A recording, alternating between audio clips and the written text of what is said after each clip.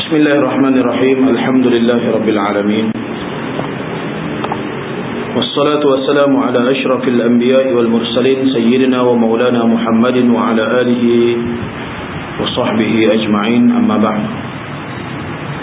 Allahumma rabbi shrah li sadri wa yassir li amri wahlul 'uqdatam min lisani yafqahu qawli. Subhanaka la ilma lana illa ma 'allamtana innaka antal alimul hakim. Wala hawla wala quwwata illa billahil aliyyil 'azim. Allahumma 'allimna ma jahilna wa dhakkirna ma nasina. Rabbi yassir wa la tu'assir. Rabbi atmim bil khair. Alhamdulillah, kita bersyukur kehadrat Allah Subhanahu wa taala yang dengan keizinan dan taufik daripada Allah kita diberikan kesempatan pada malam ini untuk sama-sama kita berada dalam satu majlis ilmu. InsyaAllah pada siri kali ini kita akan membacakan dengan beberapa buah hadis-hadis Nabi SAW. Hadis-hadis yang diriwayatkan oleh Abu Sa'id Al-Khudri radhiyallahu anhu. Kita akan ambil beberapa buah hadis dan kemudiannya kita akan sambung dengan fiqhul munakahat, perbincangan berhubung dengan soal kekeluargaan, undang-undang kekeluargaan menurut perspektif Islam. Kita mulakan dengan hadis yang pertama yang diriwayatkan daripada Abi Sa'id Al-Khudri. Hadis-hadis ini semua daripada seorang sahabat. Dia panggil hadis-hadis musnad. Hadis-hadis yang disandarkan oleh sekian-sekian para sahabat sampai kepada Nabi SAW, ataupun hadis-hadis yang dikumpulkan berdasarkan kepada riwayat seseorang sahabat. Maka dalam siri kali ini kita dengan beberapa buah hadis Nabi yang diriwayatkan semuanya daripada seorang sahabat yang masyhur yang bernama Abu Sa'id Al-Khudri radhiyallahu anhu. Dalam hadis yang pertama ini beliau meriwayatkan sebuah hadis Nabi SAW bersabda, "Man mata la yushriku billahi syai'a dakhala al-jannah." Yang bermaksud barang siapa yang mati selama tidak mensyirikkan Allah Subhanahu wa taala dengan sesuatu jua pun, dakhala al-jannah, nescaya dia akan dimasukkan oleh Allah ke dalam syurga. Hadis ini telah dikeluarkan oleh Imam Ahmad dan Imam Abdun Ibnu Humaid di dalam musnadnya. Berdasarkan kepada hadis ini, para ulama, berdasarkan kepada hadis ini, Nabi SAW menyatakan seseorang yang mati tak syirik kepada Allah, tak menyekutukan Allah dengan sesuatu, maka dia masuk syurga. Nampak ringkas hadis ni, tetapi sebenarnya kalau kita buka, kalau kita bincang dengan lebih menyeluruh, hadis ini merangkumi kepelbagaian perkara yang melibatkan soal kehidupan. Seseorang yang mati tidak syirik kepada Allah Subhanahu wa taala, memang siapa pun tak mau mati dalam keadaan syirik kepada Allah Subhanahu wa taala. Tapi yang jadi masalahnya, yang nak mengekalkan keimanan dan ketakwaan kita kepada Allah Subhanahu wa taala ketika mana kita nak menghembuskan nafas yang terakhir, sakaratul maut, ketika itu ianya perlu kepada amalan-amalan yang kita lakukan seluruh kehidupan kita yang membantu ke arah mengukuhkan keimanan kita, mengukuhkan ketakwaan kita kepada Allah, yang kita akan ketika kita mati dengan sebutan la ilaha illallah. Bukan maknanya kalau seorang tu mati, memang betul seorang tu mati tak syirik kepada Allah, mengucap dua kalimah syahadat, tapi yang nak membawa kepada mengucap dua kalimah syahadat dan tidak syirik kepada Allah Subhanahu wa taala, di situ seluruh daripada kehidupan kita ada peranan dia. Bukan kita pada ketika itu mampu untuk mengucap, bukan kita yang mampu pada ketika itu untuk mempertahankan iman kita, tetapi iman yang sedia ada, ketakwaan yang sedia ada, itulah yang akan mempertahankan dan akan menyebabkan bibir kita, suara kita terkeluar untuk mengucap la ilaha illallah di saat akan menghembuskan nafas yang terakhir. Nabi SAW sebut dalam sebuah hadis sahih yang lain, "Man akhiru kalamihi la ilaha illallah dakhala al-jannah." Siapa yang akhir kalamnya la ilaha illallah, maka akan dimasukkan ke dalam syurga. Adakah ucapan la ilaha illallah itu semudah seperti mana P. Ramlee mengucapkan ketika nak mati? Dalam filem Alibaba Bujang Lapuk, semudah tu sajakah aku mati dalam iman, maknanya kita confirm kita mati dalam keadaan beriman? Sebab Sebab tu kita sebutkan di sini, hasil daripada kehidupan kita sebelum daripada kita mengembuskan nafas yang terakhir, kehidupan kita itulah dengan qada dan qadar Allah Subhanahu wa taala yang mentakdirkan kita sebagai seorang yang beriman kepada Allah, maka kita akan mengucap dua kalimah syahadat. Berbalik kepada sebuah hadis Nabi sallallahu alaihi wasallam, Nabi kata Nabi sallallahu alaihi wasallam bersabda, seseorang itu apabila ditakdirkan oleh Allah Subhanahu wa taala dia sebagai ahli syurga, maka dia akan masuk ke dalam syurga. Seseorang yang apabila Allah takdirkan dia itu sebagai ahli neraka, maka dia akan dimasukkan ke dalam neraka. Sahabat bertanya, "Ya Rasulullah, bagaimana kami sebagai seorang yang apabila Allah takdirkan kami sebagai ahli neraka, tetapi amalan-amalan kami lakukan sebagai amal ahli syurga, yang kemudiannya kami akan dimasukkan ke dalam neraka?" Tanya pula seorang sahabat yang lain, "Ya Rasulullah, kami pula apabila kami buat amal-amal ahli neraka, tapi kalau Allah tentukan kami sebagai ahli syurga, apa gunanya ibadah yang kami lakukan? Hakikatnya kami akan dimasukkan oleh Allah ke dalam syurga." Maka kata dengan Nabi sallallahu alaihi wasallam, "Kullum muyassarun lima khuliqalah." Setiap daripada mereka itu akan dipermudahkan dengan apa yang telah ditentukan oleh Allah Subhanahu wa taala. Kalau Allah tentukan dia sebagai ahli syurga, Allah akan permudahkan dia untuk melakukan amal-amal ahli syurga.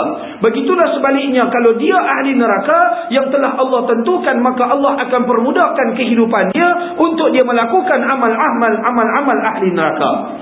Mudah aja. Malam-malam orang main mengaji macam ni, duduk di surau, duduk di masjid, bagi dia seronok lepak di kedai kopi, tengok televisyen, tengok astro, tengok wrestling, tengok segala benda-benda maksiat, dengar segala benda-benda maksiat, berjalan ke tempat-tempat maksiat, bercakap benda-benda maksiat. Allah permudahkan dia untuk buat benda-benda sebagai ahli maksiat, sebagai ahli neraka. Itu tandanya bahawa Allah telah tentukan bahawasanya dia adalah ahli neraka. Tapi tak bolehlah kita pula pergi kata kat dia, "Woi, ahli neraka," tak boleh kata begitu. Dia sendiri kena sedar bahawasanya dia sedang melakukan amal-amal ahli neraka.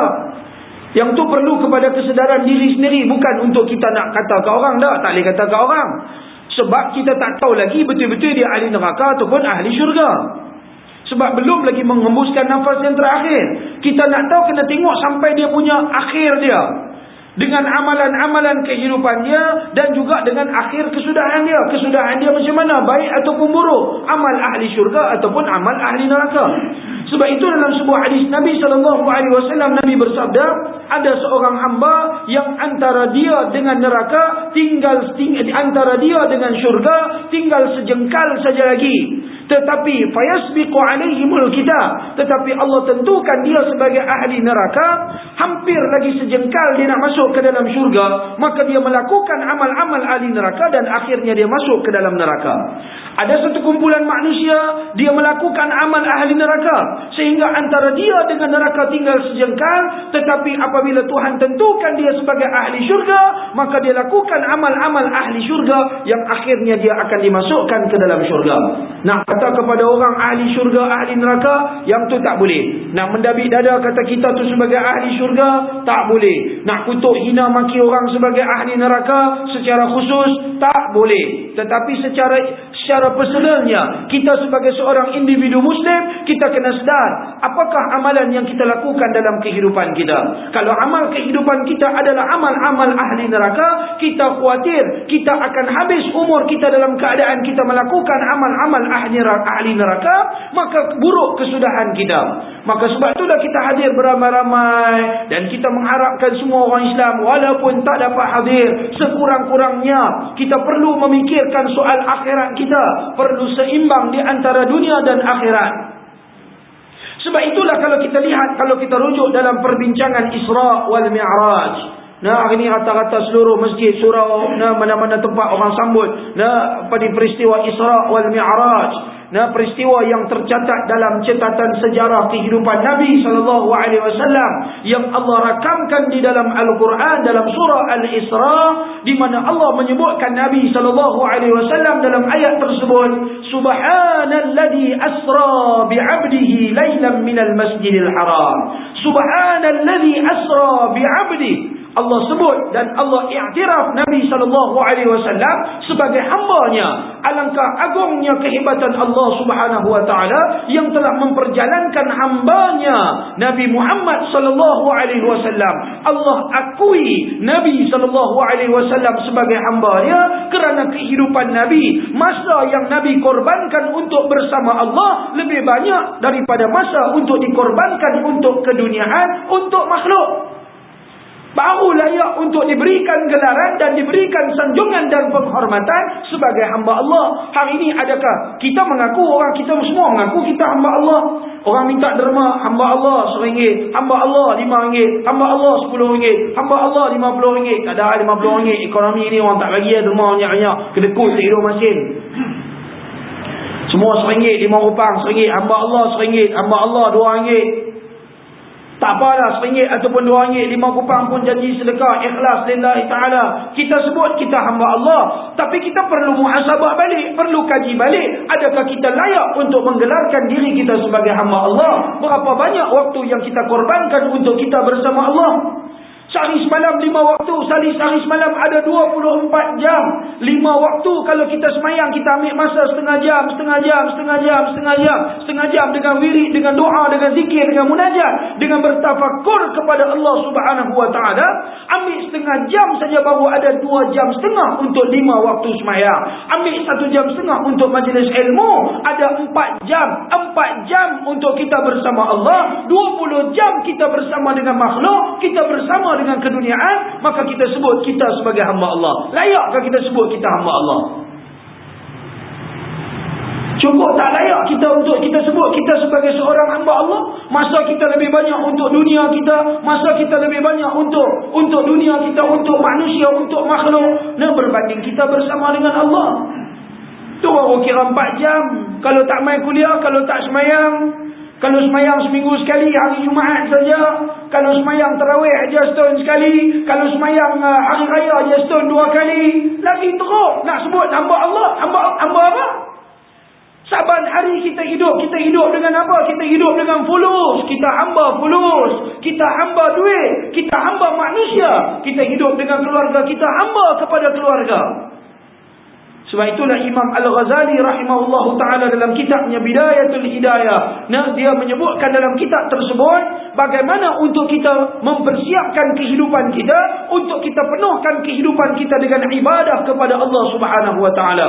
Al-Imam Al-Ghazali rahimahullahu ta'ala menyebutkan dalam kitab dia Bidayatul Hidayah bagaimana untuk 24 jam kita jadikan seluruh kehidupan kita adalah ibadah. Makan kita adalah ibadah, minum kita adalah ibadah, tidur kita adalah ibadah, kerja kita adalah ibadah. Di samping kita mempunyai ibadah yang khusus untuk kita bersama Allah Subhanahu wa ta'ala, kita juga mempunyai ibadah yang umum. Kita keluar untuk mencari rezeki, kita keluar untuk mencari nafkah yang wajib. Dengan satu hari mungkin 8 jam, 10 jam, mungkin 12 jam, dengan niat kita untuk mendapat rezeki yang halal, untuk melaksanakan tuntutan dan kewajipan kita kepada Allah Subhanahu wa ta'ala dan makhluk, untuk melaksanakan kewajipan kita yang difardukan oleh Allah, amanah dan tanggungjawab daripada Allah. Maka sebenarnya kita telah menghiasi seluruh kehidupan kita dengan ibadah seperti mana kehidupan Nabi SAW.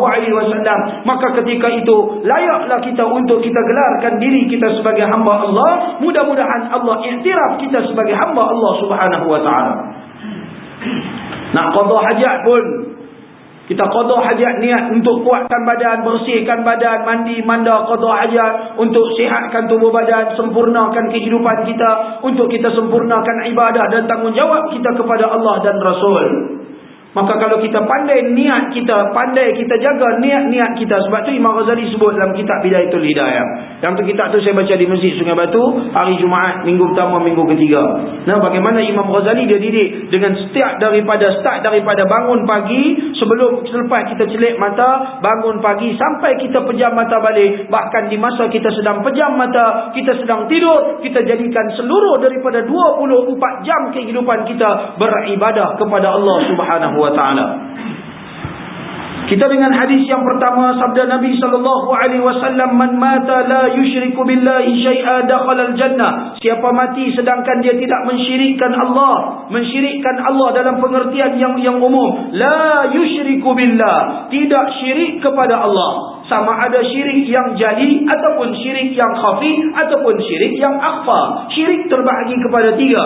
Pertama, syirik yang jali, syirik yang terang, sembah berhala, murtad, keluar daripada Islam. Paper kemarin kalau siapa baca utusan, lupa bawa pula. Paper kemarin kalau siapa baca utusan, di tengah-tengah belakang sikit yang bahagian dalam Malaysia punya, dekat-dekat nak akhir 1-2 muka sebelum tu, kita akan berjumpa dengan beberapa yang mahkamah, bincang soal mahkamah dan sebagainya. Di sana kita boleh tengok dengan satu kes seorang perempuan Cina yang memohon untuk murtad, keluar daripada Islam, tetapi dibicarakan di mahkamah sivil. Kita boleh tengok dengan akhir-akhir ni satu perhimpunan yang akan diadakan pada hari Ahad ini. Ahad ni kot, perhimpunan bicara agama yang akan dibincangkan di Kuala Lumpur pada hari Ahad kalau tak silap saya. Hari ni pun ada muka depan, muka kedua. Ada baguslah hari ni. Hari ni pertama kali dalam hidup saya nampak terbaca satu artikel Persatuan Kebajikan dan Dakwah Islamiah Pekida. Berani untuk cakap tentang Islam. Dia kata kalau buat perhimpunan ni, kami 100,000 orang pekida akan berpiket di tempat tersebut. Baguslah, yang itulah nak dengar. Jangan jadi gangster duk perah ugut orang Islam saja. Inilah kita nak, pejuang-pejuang Islam. Nama Persatuan Kebajikan dan Dakwah Islamiah. Apa kebajikan yang kita buat? Apa dakwah yang kita buat? Nak murtad bermaharajalela. Mana pergi orang Islam yang kita nak, yang konon-kononnya gangster, konon-kononnya kuat, konon-kononnya serba-serbi kemampuan dia ada. Dia gunakan kekuatan kelebihan yang ada pada dia untuk terus memeras ugut umat Islam, takut kepada bukan Islam. Ini bukan Persatuan Kebajikan dan Dakwah Islamiah.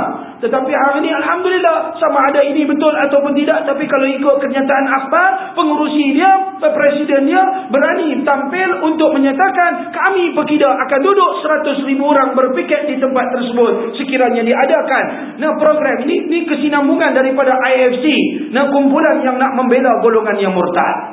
Bukan kita nak ini saja, seluruh daripada persatuan-persatuan NGO Islam, badan-badan kerajaan ataupun bukan kerajaan, sepatutnya tampil menyatakan pendirian kita sebagai orang Islam. Bukan pekida saja, ada pekima lagi. Ada lagi dengan gym, ada lagi dengan tabligh, ada lagi dengan macam-macam kumpulan yang ada. Sepatutnya bukan satu, sepatutnya seluruh daripada NGO Islam, seluruh daripada umat Islam sepatutnya bangun dan melihat ini sebagai satu perkara yang sensitif. Alhamdulillah lah, kita tengok Syekh Hamid Albar, dia pun ada keluarkan kenyataan. Bagus. Saya rasa dari satu sudut ada roh-roh Islam yang ada dalam jiwa mereka yang nak kepada Islam. Ini satu sikap yang boleh kita puji, yang boleh kita banggakan. Tapi kadang-kadang ada setengah orang dia kata, biar filam yang pasal lah kat mereka nak buat apa, cari penyakit. Pergi duduk berhimpun pula nak kena jadi macam ustaz 14 kali, 20 kali pergi duduk di mahkamah. Cari penyakit. Tak payahlah duduk cari penyakit. Ini bukan masalah cari penyakit, tuan-tuan. Ini masalah kita membantu agama Allah. Kita memartabatkan agama Allah. Allah sebut di dalam Al-Quran, in tansurullaha yansurkum wa yuthabbit aqdamakum. Kamu bantu agama Allah, Allah bantu kamu, dan Allah memberikan satu anugerah kepada kamu dengan ketetapan di dalam agama. Ketetapan dalam agama boleh mampu mengucap ketika mana kita berada dalam sakratul maut. Kita mati sebagai orang pembela Islam, sebagai seorang mujahid, sebagai seorang pembela Islam, pembela agama Allah Subhanahu wa taala. Itu syirik yang pertama, syirik keluar daripada Islam. Nama ada syirik yang jali, syirik yang terang. Baru-baru ni saya jumpa dengan terserempak balik pada Langkawi mengajar. Naik kapal terbang terserempak dengan yang di-Pertua Majlis Agama Islam Negeri Pulau Pinang. Saya kata, apa abang ustaz? Bagus, sembang-sembang. Kebetulan duduk sebelah dengan saya, sembang-sembang. Kursi pun dia kata opennya duduk. Saya pun duduk, dia pun duduk sebelah saya, sembang. Dia kata, oh lama tak jumpa ustaz. Tak apalah, sembang-sembang. Saya pun terus tanya, ustaz, apa cerita kes Fatimah Tan Abdullah? Apa cerita Fatimah Tan Abdullah? Dia pun keluar satu. dengan apa program yang dibuat oleh Majlis Agama Islam terhadap golongan-golongan mu'allaf. Tak tahulah, saya tak mau nak menyebelahi mana-mana pihak, tapi apa yang saya faham daripada apa yang dia sebut, maknanya pihak Majlis Agama Islam buat dengan kepelbagaian program. Sama ada program tersebut berjaya ataupun tidak, tapi berdasarkan catatan, dia menyebutkan, dia tunjuk kat saya satu persatu, dia sebut pada saya satu persatu dengan program yang diadakan. Masya Allah, tabarakallah, hampir kita katakan mustahil mu'allaf ini boleh keluar daripada Islam. Saya kata, Ustaz, jadi masalahnya sekarang kami ni, rakyat-rakyat kami ni, orang-orang biasa, orang awam ni, kami tak tahu, Ustaz. Kami dulu dengar daripada orang tu kata, orang ni kata, Majlis Agama tak buat, Majlis Agama tak buat. Ustaz sepatutnya tampil di hadapan masyarakat, nyatakan bahawasanya program yang dibuat supaya kami boleh soal jawab, kami boleh bertanya dan kami dapat jawapannya secara positif. Saya kata, betul, yang Ustaz Abang tu betul, saya tak pernah lagi buat program tu. Okey, tak apa, saya akan buat dalam masa terdekat, saya akan panggil, saya akan jemput Ustaz dan semua kawan-kawan, guru-guru takmir dan sebagainya. Saya kata, jangan buat program umum, buat program dekat orang hak mulut banyak macam mana kami. Yang jenis cakap rata-rata, jangan abang kat orang biasa-biasa, habak kat kami ustaz-ustaz, kami nak tahu benda ni, sebab kami mengajar rata-rata. Saya mengajar radio, mengajar sana, mengajar sini, mengajar masjid sana, hampir seluruh Pulau Pinang kita mengajar. Jadi kita boleh sampaikan pada masyarakat, betul ataupun tidak. Tapi kalau hang tak hang habak kat orang biasa-biasa, orang awam, mereka tak habak, tak selesai juga masalah. Benda ni perlu disebar dari mulut ke mulut, dan daripada seorang manusia kepada seorang manusia, daripada seorang Muslim kepada seorang Muslim yang lain, daripada seorang rakyat kepada seorang rakyat yang lain. Sepatutnya kita buat hebahan-hebahan yang seumpama ini, baru orang tahu apa orang buat. Dia kata, okey, saya akan buat segera. Program ini penting. Saya kata, Ustaz buat, kami mai ramai-ramai. Kami nak dengar apa Ustaz nak bagi tahu. Selanjutnya dia bagi tahu, dia kata di atas meja saya, sebab setiap orang di negeri Pulau Pinang, kalau mana-mana negeri, kalau dia nak murtad, mesti sorak-sorak dia, mesti permohonan mula akan sampai, sama ada dia ajukan pada pihak mana pun, sorak tu pastinya akan sampai di meja yang di-Pertua Majlis Agama Islam negeri-negeri. Bila sampai atas meja dia, sama ada dia sign terus bagi, dia boleh murtad terus. Tapi alhamdulillah, sekurang-kurangnya dia ada roh Islam. Saya takkan membenarkan gejala murtad ini berlaku. Dia kata, atas meja saya selepas daripada kes Fatimah Tan Abdullah, kalau sebelum ni tidak ada sebarang fail yang memohon untuk murtad, ada aja kita KIV, akhirnya hilang lagu tu, akhirnya tutup kes lagu tu, akhirnya tak dapat diselesaikan. Hasil daripada kes Fatimah Tan Abdullah, sekarang ini hampir 2 jengkal di atas meja saya, fail-fail yang dipermohonan untuk murtad keluar daripada Islam. Sebab fail tu kalau dia tak sign, yang tu dia akan ada tempoh matang dia berapa bulan, 3-4 bulan, dia boleh bicarakan di mahkamah. Bila bicara di mahkamah lugu tu lugu ni, yang tu yang bila menang kes boleh murtad. Setelah daripada kes Fatimah Tan Abdullah, ini satu lagi orang perempuan, saya tak ingat daripada mana, dia pula memohon permohonan untuk murtad. Sedangkan dalam negara kita, walaupun banyak permohonan di beberapa negeri dalam Malaysia, tetapi belum ada permohonan yang dibenarkan keluar daripada Islam. Ini satu benda yang kita perlu lihat sebagai satu benda yang cukup sensitif bagi umat Islam. Dengan satu kes yang akan dijadikan sebagai general case, yang kemudiannya semua akan merujuk kepada kes yang sama, dan apabila ada bukti-bukti yang sama, kalau Fatimah Tan Abdullah boleh membuktikan dengan kes, dia duduk di sebelah Tok Kong, dia tak mau pada Islam, dia sembah sekian-sekian Tok Kong, dia tidak sembahyang, dia makan babi dan sebagainya, dia boleh murtad. Maknanya dengan kes yang sama, orang lain juga boleh murtad dengan membawa bukti-bukti yang seumpama dia. Tuan-tuan, kalau murtad bermaharajalela dalam negeri kita, kalau satu orang tak ini masalah tuan-tuan. Tapi kalau main 10 orang, kalau main 100 orang, kalau main 1000 orang, kalau main 100,000 orang, kalau main 1 juta orang, kalau kita pegang kata Datuk Mufti Negeri Perak, 2 juta rakyat Malaysia yang telah pun murtad, kalau 2 juta yang telah pun murtad, maka mereka boleh buat satu parti murtad. Boleh buat universiti murtad, boleh buat college murtad, boleh buat sekolah murtad, boleh buat pusat beli belah murtad, semua murtad, semua tanaman murtad. Akhirnya mereka boleh minta dalam kabinet menteri murtad, akhirnya mereka juga menjadi pemimpin murtad. Apa kita nak buat dalam negeri yang menyebutkan Islam sebagai agama resmi kerajaan Malaysia? Oh, bukan perkara kecil tuan-tuan, jangan nampak benda ni perkara kecil.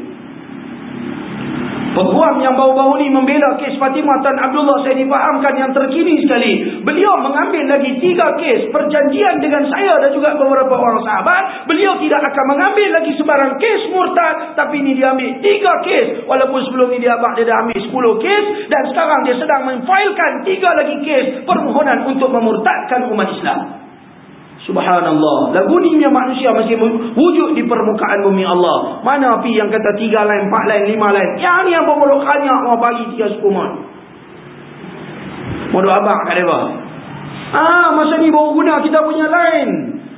Masa ni baru ni cukup tepat guna apa punya lain. 3 lain, 4 lain, 5 lain. Cari buat-buat murtad. Tunjuk apa punya lain, berapa banyak lain. Bagi 3 sekumur jangan bagi. Tunjuk ke depan Islam agama yang tak boleh diperkotak-katikkan, tak boleh dipermainkan. Islam adalah satu agama, bukan seperti mana biskut. Saat ada, saat tak ada, saat masuk, saat keluar. Itu bukan apa ni. Itu biskut, bukan agama. Islam bukan jenis agama lagu tu. Hang keluar daripada Islam berarti hang menghina ajaran agama Allah. Hang menghina Tuhan yang menciptakan alam. Hang menghina ajaran agama Allah Subhanahu wa taala. Ianya melibatkan sensitivity terhadap agama Allah Subhanahu wa taala. Jiwa yang seumpama itu, perasaan yang sedemikian itu perlu wujud dalam jiwa setiap umat Islam. Tapi bila kita sebut dululah, bila sebut dia tak ambil kisah dah, tak mau ambil tahu dah semua-semua benda-benda lagu tu. Kira mentah ke darah, kira dapat wang ringgit, boleh mentah ke darah, sudah. Kan, tak mau ambil tahu dah pasal apa yang berlaku terhadap agama Allah Subhanahu wa taala. Itu syirik yang pertama yang namanya syirik jali. Yang kedua namanya syirik yang khafi. Syirik yang khafi iaitulah kita apabila kita beribadah dan dalam seluruh kehidupan kita, apabila kita melakukan setiap perkara, wujudnya sifat-sifat mazmumah dalam jiwa kita, dalam diri kita, dalam perasaan kita, dalam niat kita, dalam keazaman kita. Dengan wujudnya hubbud dunia, dengan wujudnya hasad, dengan wujudnya ghibah, mengumpat-ngumpat, namimah, mengacung-ngacung, dengan seluruh daripada sifat-sifat mazmumah, kita melakukan amalan riya, takabur, tidak wujudnya ikhlas, zuhud, tawakal kepada Allah Subhanahu wa taala, lawan kepada sifat mahmudah. Jadi kalau buat amalan riya nak menunjuk-nunjuk, dalam sebuah hadis Nabi kata, al-amalu li ajlin nasi syirkun wa tarkul amal li ajlin nasi riya'un. Melakukan amal kerana manusia itu adalah syirik, dan meninggalkan amal kerana manusia itu adalah riya'. Pasal apa tak sembahyang sunat? Sekali lagi kalau saya sembahyang sunat, orang akan kata saya ni hebat ustaz. Saya takut, saya malu. Sekali orang kata saya ni bagus, alim. Saya ni orang yang dekat dengan Tuhan. Saya tak maulah orang kata kat saya lagu tu. Maka perasaan-perasaan yang sedemikian adalah tipu daya iblis syaitan. Sepatutnya kita buat, dan kita sedar itu tanggungjawab kita dengan Allah Subhanahu wa taala. Maka kalau kita tidak buat, itu namanya riya'. Hari ini berapa ramai orang yang melakukan amal riya? Berapa ramai orang yang melakukan amal dalam keadaan takabur kepada Allah? Berapa ramai orang yang mengumpat-ngumpat? Berapa ramai orang yang mengacung? Berapa ramai orang yang ada perasaan hasad dengki di kalangan umat Islam? Berapa ramai orang yang selalu dalam hati dia hubbud dunia, cintakan kepada dunia, cintakan kepada pangkat, jawatan, kemasyhuran dan sebagainya. Maka semua ini dinamakan sebagai syirik yang khafi, syirik yang tersembunyi. Hakikatnya kita melakukan setiap amalan itu tidak ada keikhlasan, bukan kerana Allah Subhanahu wa taala. Yang ketiganya disebutkan sebagai syirik yang akhfa, syirik yang terlebih tersembunyi, terlalu dalam. Iaitulah melakukan amal kerana berkehendakkan kepada pahala dan syurga, meninggalkan sesuatu amalan kerana takut kepada dosa dan juga neraka. Maka itu dinamakan syirik yang lebih tersembunyi. Habis itu ustaz, dalam Quran, dalam hadis cerita banyak ayat-ayat, banyak hadis cerita suruh kita buat amalan kerana syurga tu. Syurga jannatul na'im, jannatul firdaus, jannatul ma'wa, jannatul khuldi. Macam-macam syurga disebutkan dalam Quran. Tawaran-tawaran daripada Allah Subhanahu wa ta'ala bagi mereka yang melakukan kebajikan. Sebenarnya apa yang disebutkan dalam Al-Quran dengan apa yang kita sebutkan tadi tidak bercanggah. Saya perumpamakan, saya pernah sebut di sini beberapa kali, kita ulang balik. Sebagai contoh, budak-budak nak pergi sekolah. Ni kecil-kecil lagu ni, pergi tadika, pergi sekolah rendah. Kadang-kadang dia minta kat mak bapak duit lebih. Abah, main duit RM2. Apa? Cik-cik lah duit banyak. RM1 sudah. Abah tak bagi RM2, saya tak habis sekolah. Menangis, meronta-ronta. Coklat mau. Silmak dah bagi dah sebungkus. Ayak dah bagi dah bancur. Melo dah buat dalam botol ya. Mau pula coklat. Mau pula keropok. Mau pula aiskrim. Mau duit poket pula lagi. Tak, bukan dia boleh makan minyak banyak pun. Sekali lagi mesti ada yang nak buang. Pasal dia tak tahu budak-budak ni dia fikir. Yang tu yang dia fikir. Yang tu yang dia fikir. Kalau dia fikir, kalau betul-betul dia akal waras, kalau betul-betul pemikiran dia sampai kepada tahap yang maksimum, dia boleh fikir yang dia pergi sekolah tu, ilmu yang akan dia dapat itu lebih besar daripada aiskrim, lebih besar daripada kobor, lebih besar daripada nasi lemak. Nah, tak makan pun, yang penting aku boleh belajar. Kalau boleh nak, kalau betul-betul kalau dia boleh fikir betul masa tu, dia akan fikir untuk belajar dan bahkan mungkin dia tidak akan makan. Tadi keluar rumah dah makan dah. InsyaAllah sekali balik rumah tengah hari boleh makan. Tu kalau betul-betul dia pemikiran dia waras. Duduk di sekolah 3 jam, 4 jam budak tadika, belajar semata-mata. Dia kata, alah 4 jam makan, tak makan bukan nak mati. Belajar betul-betul. Jangan cakap dengan kawan, jangan main. Itu sepatutnya yang berlaku. Tapi dah, pi main. Melompat. Makan tu makan ni. Hari-hari balik sekolah belum muat kain baju. Jenuh mak bapak, sepasang tak cukup, 2 pasang tak cukup, 3, 4 pasang. Tu budak-budak. Kadang-kadang dia nak pergi sekolah, kita nak bagi duit, nak kata tak payahlah aiskrim. Tak, dia kata tak boleh. Aiskrim tak ada, tak pergi sekolah. Kopok tak ada, tak pergi sekolah. Kalau dia faham ilmu yang akan dia dapat, itu lebih besar. Dia tak payah aiskrim dengan kopok. Macam tu juga dengan kita, tuan-tuan. Apa yang Allah tawarkan di dalam Al-Quran itu adalah untuk orang yang maqam budak-budak. Orang yang baru faham Islam. Orang yang baru nak belajar Islam. Dia perlu kepada tawaran. Aku masuk Islam, aku dapat apa? Oh, hang dapat syurga. Aku kalau bersemayang, aku dapat apa? Oh, hang dapat pahala. Esok di akhirat, hang selamat. Itu tawaran-tawaran untuk peringkat orang yang baru memeluki Islam, baru nak belajar Islam, baru nak faham Islam. Tuan-tuan semua dah ikut ajaran Islam daripada bila? Daripada kecil. Berapa puluh tahun tuan-tuan dah Islam. Islam kita dah lama. Bahkan di antara kita mungkin kita belajar Islam daripada kecil. Sampai ke sekarang benda yang sama, mungkin benda yang sama yang kita dah belajar daripada kecil, dah ulang. Kita satu orang yang telah pun Islam sekian lama. Tak sepatutnya kita juga diberikan tawaran yang seumpama tawaran orang yang baru nak masuk Islam. Orang yang baru kenal Islam. Maka sepatutnya kita tahu bahawasanya kita bukan sekadar syurga, bukan sekadar pahala. Yang lebih besar kita nak kepada redha Allah, kerana orang yang nikmat yang paling besar adalah nikmat redanya Allah Subhanahu wa taala kepada seseorang. Adakah satu orang yang Allah redha, Allah taala akan bawa dalam neraka? Berdasarkan janji Allah itu adalah perkara yang mustahil berlaku. Berdasarkan janji Allah itu adalah perkara yang mustahil berlaku. Seseorang yang Allah redha, Allah tidak akan masukkan dia ke dalam neraka. Ganjaran dia pasti dia akan ada ganjarannya dengan pahala berlipat kali ganda, dengan syurga yang kekal abadi. Jadi tak payah minta, tak payah tuntut. Sebab yang kita tuntut tu benda yang rendah. Yang kita nak lebih besar lagi adalah redha Allah Subhanahu wa taala. Yang apabila kita dapat redha Allah, yang pastinya selain daripada itu semua daripada nikmat Allah yang akan kita perolehi. Itu yang disebutkan sebagai syirik yang akhfa. Kalau mengaji tingkatan yang lebih tinggi, proses untuk mensucikan hati, proses untuk kita bertakarub kepada Allah, untuk kita membawa diri kita kepada tauhid yang sebenar. Kita bukan nak kepada syurga, kita bukan takut kepada neraka, kita bukan nak kepada pahala dan juga kita takut kepada dosa. Bukan itu semua adalah matlamat kehidupan kita. Matlamat kita adalah semata-mata Allah. Barulah kita sampai kepada hakikat tauhid yang sebenar. Tauhid maknanya mengesahkan Allah. Sekarang di dalam Allah ada lagi syurga, ada lagi pahala, takut kepada neraka, takut pada dosa. Benda-benda ini semua penghalang. Dan maka perkara yang paling utama untuk membawa kepada tauhid yang sempurna, kita kena buang semua ini yang disebutkan sebagai syirik yang akhfa. Buang semua ini. Bagi kita tak penting. Memang tak penting. Tak penting bagi kita syurga, tak penting bagi kita neraka. Yang penting kita melaksanakan tuntutan apa yang dituntut oleh Allah untuk kita mendapatkan redha Allah. Tak penting apa? Ikut suka Tuhan nak buat tak mana pun.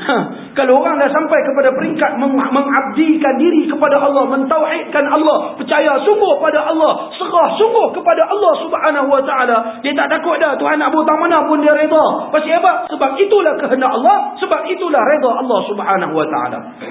Nak sampai pada peringkat yang tu, dia perlu kepada banyak latihan-latihan. Benda tu bukan sekadar ucapan-ucapan, bukan sekadar halwa telinga, bukan sekadar ilmu pengetahuan, tetapi untuk mencapai kepada maqam di mana kita sampai kepada maqam tauhid yang sebenar, yang kosong daripada segala bentuk syirik, syirik yang jali, syirik yang khafi, syirik yang akhfa. Perlu kepada perjalanan, perlu kepada mujahadah, perlu kepada kesungguhan, dan masa yang begitu panjang untuk sampai ke peringkat yang tersebut.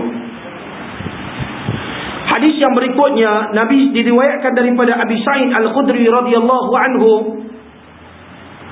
qala Rasulullah sallallahu alaihi wasallam, ittaqu firasatal mu'min fa innahu yanzuru bi nurillah, thumma qara'a inna fi dhalika laayatin lil mutawassimin. Rawahu Al-Bukhari wa Tirmizi. Diriwayatkan daripada Abi Sa'id Al-Khudri, beliau mendengar Rasulullah sallallahu alaihi wasallam bersabda, takutlah kamu kepada firasat orang mukmin. Sesungguhnya dia melihat berdasarkan cahaya dan nur daripada Allah. Kemudian Nabi sallallahu alaihi wasallam membacakan ayat, inna fi dzalika laayatin lil mutawassimin. Sesungguhnya pada yang demikian itu terdapat tanda-tanda bagi orang-orang yang memperhatikan, orang yang hati dia bersih, orang yang hatinya sentiasa bertaqarrub kepada Allah. Dia akan nampak bahawasanya itu adalah merupakan anugerah daripada Allah Subhanahu wa taala. Ittaqu firasatal mu'min, takutlah kamu kepada firasat orang mukmin. Apa dia firasat?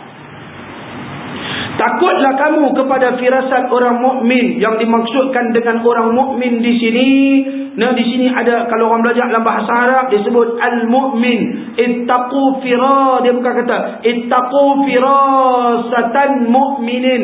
Dia kata ittaqu firasatal mu'min, al-mu'min. Al-mu'min di sini iaitulah golongan para aulia, golongan para anbiya, golongan para aulia. Anbiya tu ada khusus, itu lebih, dia ditambahkan lagi dengan mukjizat. Yang dimaksudkan dengan al-mu'min di sini adalah golongan para aulia, jenis wali-wali, ulama-ulama yang hebat, hati dia dekat dengan Allah Subhanahu wa taala. Maka Nabi SAW melarang kita daripada buat lebih kurang kepada para alim ulama kerana firasat. Orang mukmin ni, yang kata para aulia, para ulama ni, dia tengok satu benda berdasarkan kepada nur, cahaya daripada Allah Subhanahu wa taala.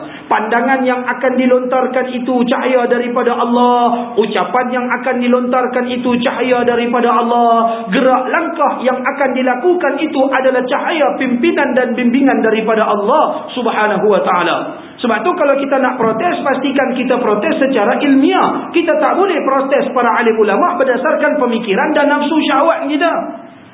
Ala pira ustaz tu sembang ya derai. Sembang derai, memang derai. InsyaAllah suara saya derai. Nak derai mai hari Sabtu cuci suara, buang gelma. InsyaAllah suara derai. Kan, insya-Allah surah derai. Tapi derai-derai kita pun kita cakap ayat Quran, kita cakap hadis, kita cakap kitab. Itu yang disebutkan sebagai ittaqu firasatal mu'min. Takutlah kamu kepada firasat orang mukmin. Apa yang dilihatnya, apa yang diucapnya, apa yang dilontarkan, segala idea dan segala tindak tanduk itu berdasarkan nur, bimbingan dan pimpinan daripada Allah Subhanahu wa taala.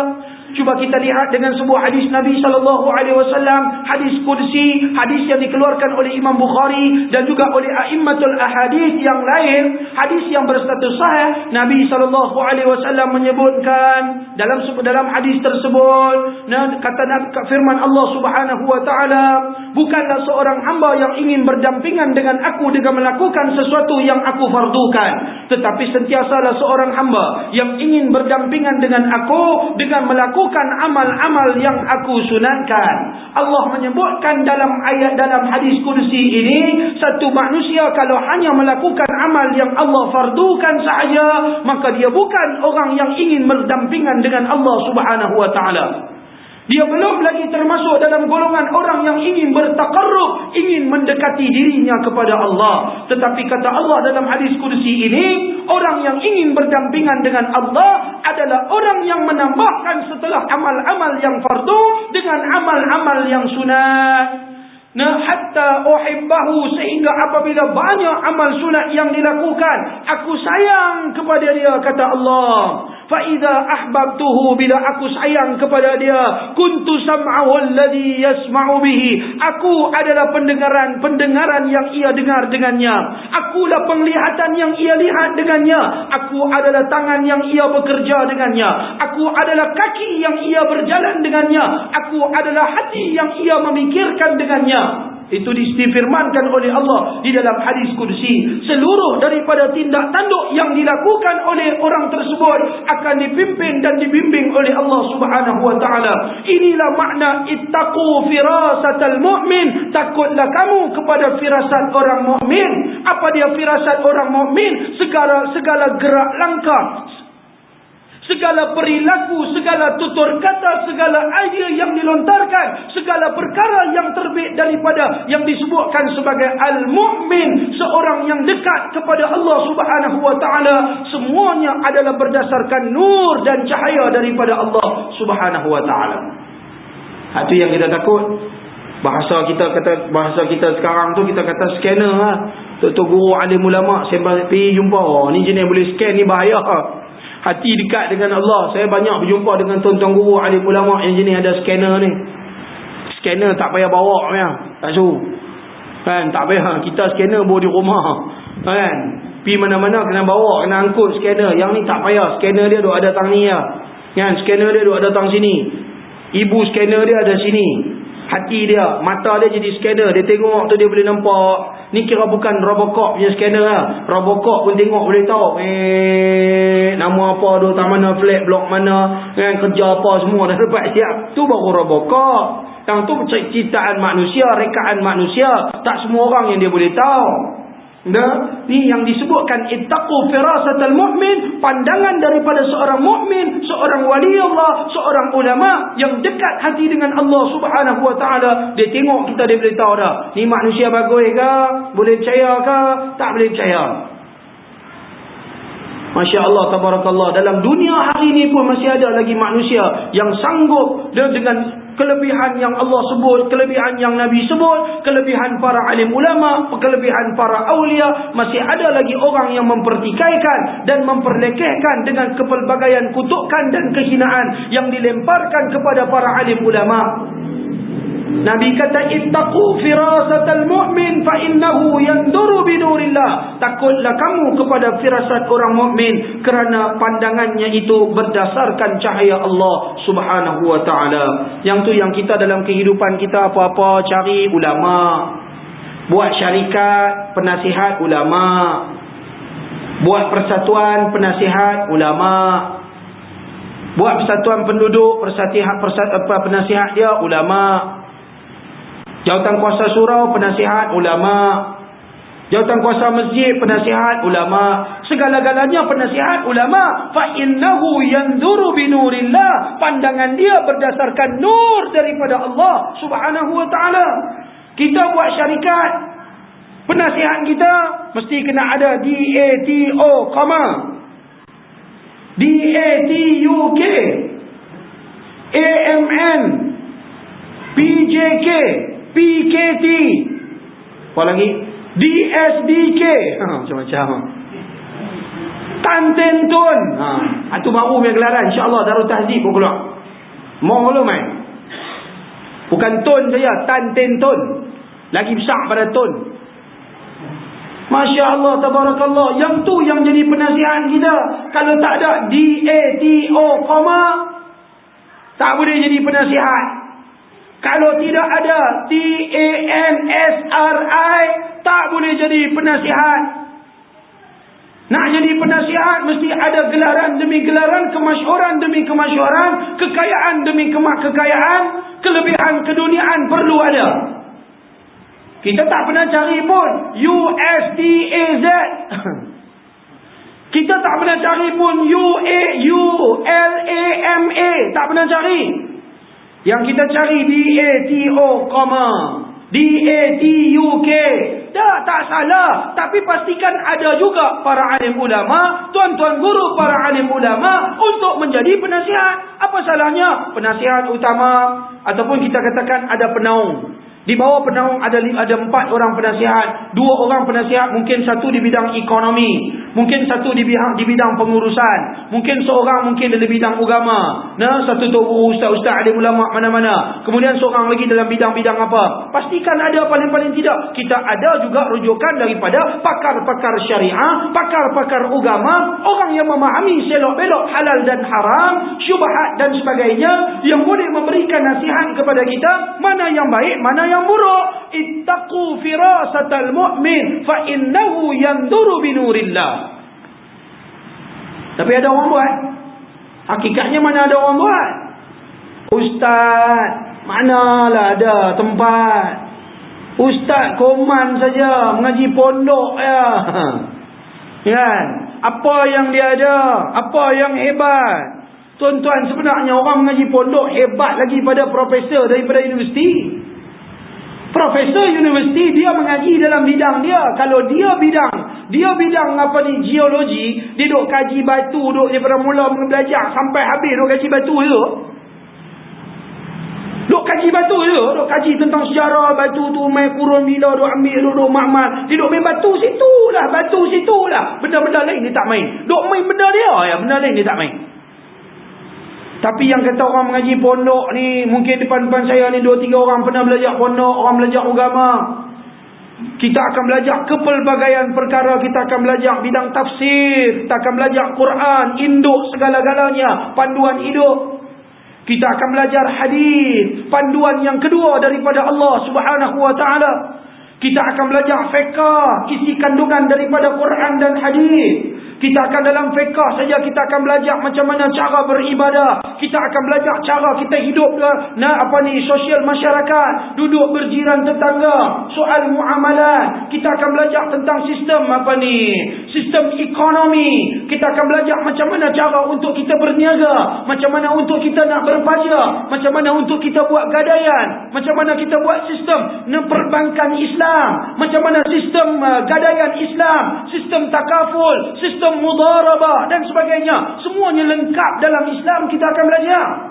Kita akan belajar sistem kekeluargaan dalam Islam. Bagaimana memupuk sebuah rumah, sebuah keluarga yang disebutkan oleh Nabi sebagai baiti jannati, rumahku syurgaku. Kita akan belajar sistem pentadbiran Islam. Bagaimana mengukuhkan hubungan. Bagaimana untuk kita mengangkat martabat agama Allah. Bagaimana untuk kita mendidik masyarakat dengan undang-undang. Semua ada dalam kitab fiqh. Kita akan belajar kitab-kitab tasawuf dan akhlak. Bagaimana untuk kita berakhlak dengan akhlak yang mulia. Kita akan belajar kitab akidah. Bagaimana untuk kita membentuk personality yang sampai kepada hakikat tauhid kepada Allah Subhanahu wa taala. Dan kepelbagaian ilmu yang kita belajar. Bukan kita belajar satu bidang. Itu yang kata hebat ulama. Tapi kita tak besar ulama. Kita tak besar ulama. Yang kita besar orang-orang yang pakar, orang-orang yang pandai, orang-orang yang hebat dari segi keduniaan. Sebab tu pernah ada satu orang disebut, pernah satu ketika dulu sejarah di Teluk Kumbang ni, di surau Al-Furqan ini, masa surau lama di belakang tu, sejarah pertama kali kuliah subuh saya berkumandang di surau Al-Furqan. Kuliah subuh kali pertama. Kuliah subuh kali pertama di surau Al-Furqan. Pertama kali orang main duduk di tempat ni. Kuliah subuh yang pertama. Pagi hari Minggu. Saya bacakan sebuah hadis Nabi SAW yang berbunyi, 7 golongan akan berada di bawah bayangan arasy Allah pada hari yang tidak ada bayangan melainkan bayangan arasy Allah. Pertama, pemimpin yang adil, sampai 7 golongan. Saya huraikan satu persatu hampir sejam kuliah subuh. Jenis geng tak pernah bangun subuh, tak pernah semayang, tak pernah dengar kuliah subuh. Hari Minggu dia kira nak tidur, buat tik mata, nak bela jin setan dalam perut. Semua pakat marah. Oh, apa kuliah subuh? Nak dengar apa seorang sudahlah, jangan bagi orang ni busy, orang nak tidur. Kalau kapiak cakap lagu tu tak apa. Orang Melayu beragama Islam. Kemudian kes ini sampai kepada pengetahuan pihak-pihak yang tertentu yang lebih besar di kawasan. Masa tu Teluk Kumbak dipengerusikan oleh seorang yang konon-kononnya hebat. Seorang profesor, seorang orang daripada ahli universiti, ahli akademik. Saya dijemput dengan jawatan kuasa surau untuk hadir, untuk menyatakan kerana ada orang report. Oleh kerana saya ahli karya, saya terpaksa hadir. Saya kata, pasal apa? Ada masalah apa? Dia kata, saya dapat report daripada ustaz ada sebut 2-3 benda melibatkan cerita pasal orang. Saya kata, takkan nak cerita pasal kambing dengan kucing, dengan ayam dan itik. Dia kata, kalau ustaz baca sudah. Saya kata, kalau nak baca panggil orang tabligh, mereka main baca saja. Saya pergi mengaji 20 tahun, takkan saya main nak baca. Hadis tu siapa baca pun boleh faham, tapi huraian dan lebih mendalam itu perlu kepada orang yang belajar. Dia kata, inilah susah, ustaz-ustaz mana boleh jadi pengurusi karya. Tengok orang yang bercakap hari ni, dia sendiri tidak dapat memegang tampuk sebagai seorang pengurusi karya. Saya tak heran. Saya kata, mulut yang begitu biadab. Saya kata, saya yang sepatutnya kalau ikut, saya boleh jadi pengurusi karya, walaupun saya tak teringin sekubang pun. Saya belajar bab mentadbir, bagaimana mentadbir masyarakat. Tapi tuan, adakah tuan belajar bab mentadbir masyarakat? Tuan belajar soal kimia, tuan belajar soal geologi, adakah itu berkaitan dengan soal mentadbir masyarakat? Tidak. Sikit habuk pun tak kena dengan soal mentadbir masyarakat. Mulut jangan celupar, jangan menghina orang yang mempelajari bidang agama. Allah subhanahu wa ta'ala yang maha esa, Allah yang maha berkuasa, Allah tunjuk dalam jangka waktu yang tidak berapa lama selepas daripada itu. Jangan bangga tuan-tuan dengan kita punya kemampuan kita dalam satu-satu bidang. Jangan bangga. Jangan menghina orang belajar agama. Tengok dia kata, mana ada ustaz boleh jadi pengurusi karya. Saya kata, sini ya orang tak ambil ustaz jadi pengurusi karya. Tempat lain orang lain ustaz-ustaz boleh jadi pengurusi karya. Tak ada masalah pun. Kalau pergi di Kelantan, semua ustaz-ustaz, tak ustaz semua tak jadi pengurusi karya. Negeri yang orang faham agama, orang ambil orang faham agama jadi penasihat.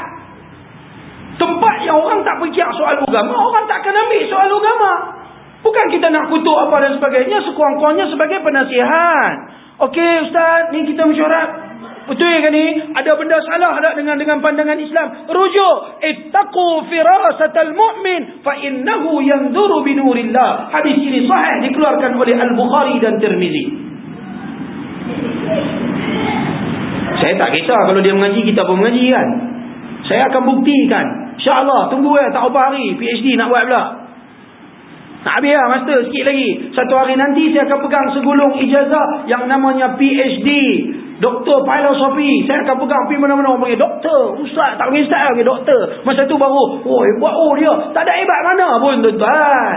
Tulis tesis sikit je, tak ada hebat mana, duduk universiti baru tahu. Hebat lah dalam satu-satu bidang kajian yang kita buat. Tapi kita tak boleh mendabik dada. Orang tak ada PhD, semua tak guna, semua tak boleh pakai. Aku seorang pandai, tak ada cakap lagu tu. Kadang-kadang orang tu ada SPM saja, tapi Masya Allah, hari ni dia boleh dapat Dato' Tan Sri, dia pengurusi eksekutif syarikat tu, dia orang kaya, dia jutawan. Tuan-tuan, 10 jutawan yang terkaya di Malaysia, kalau tuan-tuan tengok, tuan-tuan boleh tengok di antara mereka ada orang yang hanya silap-silap air bulan, SPM pun tak ada. SPM pun tak ada. Tapi hari ni nama dia jutawan. Hari ni nama dia orang yang hebat. Nak pegang syarikat satu dunia mungkin boleh kenal dia. Tuan-tuan nak kaya, nak hebat, nak maju bukan dengan kita punya kedudukan kita, pangkat dan kedudukan. Betul, orang yang ada ilmu dia akan maju ke hadapan. Betul. Tapi kadang-kadang dengan kuasa Allah subhanahu wa ta'ala, mungkin dengan ilmu pengetahuan, tapi mungkin sijil dia tak berapa, tak seberapa. Imam Syafi'i ada apa? Imam Syafi'i satu dunia kenal. Imam Syafi'i ada apa? Ada PhD, ada profesor madya, ada profesor emeritus. Nah, ada macam-macam, ada gelaran-gelaran. Tak ada apa pun. Pak Senawi pun tak ada, tuan-tuan. Pak Senawi pun tak ada, SPM pun tak ada. Ni apa tu? Darjah 5 apa penilaian? Penilaian darjah 5 pun tak ada. Kan? UPSR, PMR, pembala pun tak ada. Tapi alim satu dunia jadi pengikut Imam Syafi'i, Imam Malik, Imam Abu Hanifah, Imam Ahmad Ibn Hanbal, Imam Al-Bukhari. Tak ada apa pun. Tapi mereka memberikan sumbangan dan jasa yang akhirnya umat Islam faham Islam dengan jasa-jasa dan pengorbanan yang mereka lakukan. Sebab tu kita tak boleh hina orang. Tapi orang yang hina, tuan-tuan, kita ada saksi. Adalah 2-3 orang yang bersama dengan saya masa tu. Dia cakap, saya boh terus 3 suku Mod tahun tu juga. Kan? Tapi saya lepas balik Mesir, saya pergi salam balik lah. Saya kata minta maaf lah. Kok saya cakap terkasak. Dia kata macam ni lah, bagus ustaz-ustaz lembut. Ustaz lembut, lembut-lembut culai street ada ramai. Ustaz ni tak reti lembut juga. Ada masa kita boleh berlembut, cakap elok. Kalau hang cakap elok, kita cakap elok. Tapi kalau hang cakap biadab, kita juga ada sejenis cakapan yang kita boleh tunjuk ketegasan agama Allah Subhanahu wa taala. Bukan kita nak biadab dengan seseorang. Sebab tu Nabi kata sebagai satu orang tua, dia kena hormat sayang kepada budak-budak, dia kena sayang, dan orang yang budak dia kena hormat kepada yang tua. Tapi kalau yang tua tidak reti untuk menghormati, untuk menyayangi yang muda, maka bagaimana yang muda boleh menghormati kepada yang tua? Nabi kata laisa minna man lam yuwaqqir kabirana wa yarham saghirana. Bukan daripada kalangan umat kami orang yang tidak menghormati golongan yang tua di kalangan kami, dan tidak ada perasaan kasih sayang kepada golongan yang muda di kalangan kami. Dia perlu kepada dua belah pihak. Yang tua cara tua, yang muda cara muda. Nah, tapi yang penting sekali, jangan ada perasaan untuk kita condemn para alim ulama, golongan-golongan yang mempelajari, yang memahami agama Allah Subhanahu wa taala. Cukuplah kot 2 hadis tersebut. Satu lagi. Yang ini bab hukum. Diriwayatkan daripada Abi Sa'id al-Khudri qala Rasulullah sallallahu alaihi wasallam, inna syaitana ya'ti ahadakum wa huwa fi salati fayakhudhu sya'ratan min duburi fayara annahu qad ahdatha fala yansarifanna hatta yasma'a sautan aw yajida rihan. Rawahu Ahmad wa Ibn Majah. Kata Nabi sallallahu alaihi wasallam dengan hadis yang dikeluarkan oleh Abu Sa'id al-Khudri, Rasulullah sallallahu alaihi wasallam bersabda, sesungguhnya syaitan mendatangi salah seorang daripada kamu ketika dia sedang melakukan salat. Maka syaitan itu akan memegang bulu-bulu yang berada di duburnya dan menariknya. Maka apabila dia merasa seakan-akan berhadas, fala yansarifanna, maka jangan dia berpaling daripada solatnya itu hatta yasma'a sautan, sehingga dia mendengar suara bunyi, memang keluar angin, au yajida rihan, ataupun dia merasakan keluarnya angin. Ini hukum. Seorang tu kalau sembahyang, ada satu jin, ada satu iblis syaitan yang namanya Walahan. Jin ada banyak nama. Nak tahu nama-nama tu, insya-Allah dengar radio, ada rakaman. Saya tak ingat dia berpasang ke tak lagi. Jin ada nama-nama dia. Ada jin yang namanya Ummar, yang duduk di rumah, kacau di rumah. Ada jin yang jaga, yang kacau budak-budak, nama dia Ummu Sibyan. Ada jin yang memang mai kacau untuk orang buat amal ibadat. Nama dia apa? Tadi saya sebut apa? Lupa lah. Walahan. Walahan dengan ha pedas. Walahan. Yang tu Walahan. Nama. Abang nama bukan apa, supaya tak lagi tahu bubuh nama anak pula Walahan pula. Orang kita ni kan boleh nama jin, boleh bubuh nama jin. Yang tu yang heran tu. Tak jin boleh bubuh, sila-sila setan boleh bubuh. Hari-hari panggil setan. Oh setan. Nampak main. Dia cari nama orang tak pernah bubuh. Ustaz boleh bagi satu nama anak orang tak pernah bubuh lagi. Ada setan orang tak pernah bubuh. Kapiak mana tak nak panggil nama anak dia? Setan. Jadi jin Walahan ni dia akan main, dia akan bagi kita jadi was-was. Kalau kita ada rokok sekali dia kata, hang bismillah tadi yang baca Fatihah, baca dah lagi. Dia bagi kita kacau. Sekali lagi kita ambil ayat semayang, dia rasa dia duduk main dekat kemaluan kita. Ni rasa macam mana, macam nak terkencing, tak terkencing. Dia main kat kemaluan belakang, rasa macam nak terkentut, tak terkentut. Lagi dia main kacau lagu tu lagu ni, tahiyat mula buat kadak lagi ni rakaat pertama ke rakaat kedua, dia bagi was-waskan kita dalam kehidupan kita. Nama dia tu jin walahan. Tak penting tentang nama tu, yang penting sekali memang kita diganggu oleh iblis syaitan. Nabi ajak, kalau satu orang, kalau dia ni bukan kena penyakit apa-apa, tak ada pun kencing tak lawai, tak ada. Cuma kadang-kadang rasa ya, tapi tak keluar apa pun. Sekali rasa buka cek tengok tak keluar apa pun. 2 kali rasa buka tengok tak ada apa pun. Jadi Nabi kata buat lagu mana? Bila ambil ayat semayang, kalau dia selalu duk main kacau jenis lagu tu, hampa duk sengak-sengak, cucuk dengan janggut ikut. Duk sengak-sengak. Tengok apa? Dia jegi dia. Main masuk dalam main masuk dalam, saya bagi hadiah kan. Ambil main pisang duk dah kata Jalil. Pisang. Main sini. Main duk kat ustaz bagi pisang seorang satu. Jangan sebab simpan dalam tu. Simpan jangan bagi depan. Main duk dalam ni dapat pisang seorang satu. Duk sengak-sengak bagi pisang nombor besar. Tengok apa main duk dalam ni. Orang duk ngaji lari sana lari sini. Main duk ni. Bukan suruh ambil pisang, suruh duk orang tu. Habis kuliah orang ambil. Okey. Jadi dalam Islam dia ajak, kalau kita rasa ayat kencing, macam dia panggil kencing tak lawat, setiap kali ambil ayat semayang, basahkan tangan kita dengan ayat, kemudian percik kat kemaluan kita. Prum begitu, percik kat kain tu. Jadi bila kita sehari kalau semayang ke sebelum semayang duk main wah-wah lagi, sehari pergi tengok apa, ataupun terus kat kemaluan tu pun terus bagus boleh juga. Nak percik kat kemaluan tu, lepas tu kita pakai balik kain. Jadi kalau sehari kita buka, kita tengok ni ayat apa? Ayat kencing kot. Dah, ni ayat aku percik tadi. Saja kita nak lawan balik. Jadi kalau kita rasa macam nak terkentut, Nabi kata, lagi hang tak rasa betul-betul angin keluar. Tak, kalau nak tahu angin keluar mesti bau. Nabi kata, nak tahu angin keluar bau. Lagi tak rasa angin keluar betul-betul, kalau duk was-was dia tak payah. Kira tak keluar lagi. Betul-betul confirm keluar ataupun bau dia punya bau. Nabi kata yasma'a sautan. Hang dengar dia punya bau, hang dengar dia punya suara ataupun hang bau, maka ketika tu baru betul-betul kentut. Lagi tak bau, lagi tak dengar suara, maka yang tu bukan kentut. Ada pula hamba Allah mana atau dia faham, dia guna hadis ni, dia kata tuan-tuan, kalau kita ada, bukan ni contoh ustaz ni cakap ni jadi masalah, dia tak mengaji hadis, dia kena buka syarah hadis, ulama syarah lagu mana ni matan hadis, dia tak umai syarahan. Nabi cerita kalau tu bagi orang yang was-was. Kalau hang tak was-was, hang betul-betul kentut tapi tak bunyi keluar angin dia, memang tak bunyi apa, bunyi budak bau apa pun dah, tapi hang memang confirm kentut. Adakah kata tak kentut?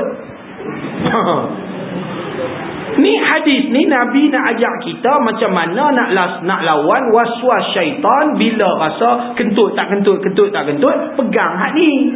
Tapi kalau hang betul-betul confirm, dia kata kalau kita kentut tapi kita tak dengar suara, kita tak bau, maka yang tu kira serupa tak kentut. Allah, ada pula bagi petua pula dah kok masjid. Habis orang main, ustaz betul ke ustaz kentut tak baca ayat semayang? Allah, hadis sahih dalam bab lain Nabi kata keluar sesuatu daripada 2 jalan. Ulama 4 mazhab, bukan Syafi'i, Hanafi, Maliki, Syafi'i, Hanbali, 4 sepakat hadis tu sahih. Keluar sesuatu daripada 2 jalan, sama ada secara beradat ataupun tidak beradat, hukumnya batal wudu. Apa dia beradat? Kentut beradat, kencing beradat, berak beradat, tak beradat keluar goli. Telan goli, tak makan apa, perut kosong telan goli. Orang susah ni, kesian kawan-kawan di Zimbabwe, di Sudan, lapar tak ada apa. Dahsyat tuan-tuan, depa cerita di Sudan tuan-tuan. Allah, kalau tuan-tuan tengok depa punya dokumentari tu, dia tunjuk tu tak gamak boleh muntah ya. Kawan tu duk berak, kawan ni duk ngangah. Lagu tu punya susah tuan-tuan. Kawan tu duk berak, kawan ni duk ngangah. Kawan ni telan sekejap lagi, Allah macam mana dia boleh makan. Tapi main tak ada apa, dia boleh makan tu. Kita ni ya Allah, rezeki jenuh, buang hari-hari. Buang hari-hari. Kalau ada orang susah tempat kita, orang tak apa boleh makan, suruh pergi kutip tong sampah, boleh kutip makan hak sedap-sedap lagi. Kadang-kadang boleh kutip buka tandoori, burger, Kentucky, semua elok-elok lagi. Bukan dia makan. Buang elok-elok seketul-seketul lah, betul lah. Subhanallah, tak syukur kepada nikmat Allah Subhanahu wa taala.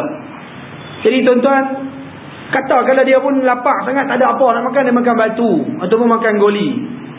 Makan sat lagi rasa nak perut tu macam dia pun keluar macam kambing berak tik kacang. Tak keluar apa langsung, keluar goli semata-mata. Batai ke dah? Batai. Walaupun tak keluar najis. Dia kira yang beradat ataupun tidak. Yang tak beradat pun sama juga, batai. Ni kena jagalah. Ramadan esok ni baru kita cerita kan, macam-macam hukum bab Ramadan. Panjang cerita bab Ramadan ni. Kalau kita tengah-tengah Ramadan, kita tengah duk puasa, kalau keluar tik keras, tik semelik, tik keras. Kalau keluar tik keras, kita duk teran. Ada setengah-setengah orang tu macam budak-budak kan. Dia suka duk teran tu. Dia nak berak cukup payah. Sekali dia teran, sekali dia teran masuk lagi, tik tu keluar lagi, dia teran masuk. Kalau dah keluar daripada halaqah dubur, dah zahir daripada halaqah dubur, kemudian dia tekan balik, tik tu keras, dia takkan pecah. Jadi bila dia tekan masuk pergi ke dalam balik. Batai kalau tengah duk semayang, sekali dengan semayang, sekali dengan puasa, semua jalan terus out. Kena jaga kena jaga. Sama juga kalau bulan Ramadan, siapa dia main eliok tu, nak tunjuk pun segan lah. Dia main eliok dah kan, setengah-setengah orang suka main eliok. Budak-budak aja lah main eliok. Dia main eliok, dia buat dulu dia air eliok jadi pekat kan. Lepas tu dia pergi keluar meleleh, dia isap balik. Dia keluar meleleh, dia isap balik. Saya tengok budak-budak sekarang duk main. Lagu tu pun boleh batai apa ni, puasa. Pasal dia keluar daripada kawasan mulut. Tapi kalau dia meleleh sikit kena kat bibir tu, tak apa, kita buat lagu tu tak apa. Tapi jangan bagi meleleh masuk balik. Yang tu batal puasa. Batal puasa lah. Tapi kalau semayang, tengah semayang buat lagu tu, batal semayang dengan batal puasa sekali ya. Sebab dia kira makan sesuatu yang dah keluar daripada rongga mulut kita. Okey, itu beberapa hukum, sikit sebanyak hukum yang berkaitan dengan soal was-was ketika semayang. Banyak lagi perkara yang sepatutnya kita sebut berkenaan dengan semayang. Di sini saya tak pernah buat lagi sifat solat Nabi. InsyaAllah di masa-masa akan datang. Baru-baru ni saya di Brunei 2-3-4 malam sudah. Di Brunei saya buat sifat solat Nabi di satu masjid di Kuala Belait. Lebih kurang 3,000 orang yang hadir. Oh seronok. Saya tak mau dah mengajak. Tengok sini mengajak. Yang mana? Cerai out. Berapa? Kira 50 tak sampai. Nampak orang perempuan lebih sikit kot. Kali ngajak di Brunei, kuliah subuh saja lebih daripada 500 orang. Dekat-dekat nak pergi 1,000 orang. Buat kuliah maghrib, kuliah bukan ceramah khusus. Saya forum dengan Ustazah Nur Bahaya, bukan Nur Bahaya. Nur Bahaya, bukan nama dia Bahaya. Nur Bahaya, bahaya sungguh. Moralak. Ni duduk sebelah saya tak berani tengok. Leceh tengok. Bahaya tu. Orang Brunei kata dia Ustazah Nur Bahaya. Lalah saya pancung dia sekali.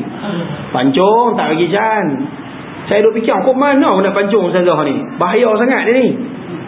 Alah saya duk cerita pasal gerakan Islam. Orang pula tanya, forum perdana pergi tanya soalan, Ustaz apa hukum pengeboman berani mati? Ya Allah, soalan tu main keluar. Orang duk cerita bab masyarakat, dia keluar main soalan tu. Dia pula kena jawab soalan tu, dia tak jawab, dia pasing main. Ustaz jawab lah. Pasanglah aku dah jawab dah tadi, hang lah jawab. Dia kena saya kata tak apa, sebenarnya saya faham lah. Mungkin benda ni perlu pembacaan kitab yang banyak. Tak tahulah dia boleh jawab, tak boleh jawab, ataupun mungkin dia segan nak jawab. Jadi saya pun jawab benda tu. Bila saya jawab, saya kata tengok macam saya kata daripada Malaysia nak pergi ke Brunei, sampai di airport KLIA nak pergi masuk pergi Brunei begitu. Satgi kau ni suruh buka jubah, saya pakai jubah. Saya kalau pilot saya pakai jubah, saya bawa tongkat, saya pakai serban macam ni, bubur serban 2, 3, 4, 5 lapis lagi. Kan, depa tengok saya berkata tu dia ni pelik mana orang ni. Nak suruh buka serban, suruh buka. Hang dah ada alat tu, hang scan tengok, kalau bunyi baru hang suruh aku buka. Kalau tak bunyi suruh tanya apa lah. Oh suruh buka, orang Melayu suruh buka beragama Islam. Alah kena pancung nandu lah. Saya beritahu dalam forum tu. Saya kata tuan-tuan, sepatutnya kalau saya kena buka ke tak? Betul dari segi keselamatan. Pasal apa orang pakai topi tak kena buka? Pasal apa saya yang berjanggut berserban ni, saya kena buka? Orang lain pakai topi cap, pasal apa tak suruh buka pun? Yang tu yang nak marah. Nak buka semua, nak telanjang semua. Awak aku seorang yang kena. Ustazah tak apalah, ustazah main mengelik-mengelak. Orang bagi yang lepas masuk, saya tak lepas. Ustazah dia kena bagi begitu, mengelik kan ni. Umur dia 42 ke ni. Sampai orang Brunei tu, dia tu kata, ada orang sebut saya dengan kawan-kawan ni. Dia kata, Ustaz, kalau dia tak ada suami Ustaz, saya mesti buat apa-apa pun mesti saya buat. Saya mesti kahwin dengan siapa malam ni juga. Takkah yang tu satu bahaya? Mengelik-mengelak. Lepas tu jumpa orang tepi jalan, Assalamualaikum Pak Habab. Kalau orang bagi salam, Assalamualaikum Ustaz. Waalaikumsalam. Ya apa khabar? Sihat. Ya Allah. Geli geleman.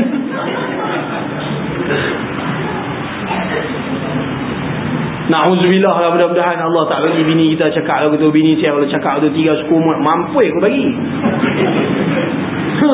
Siku 12 nombor 1 ni kena. Siku 18 ni keluar.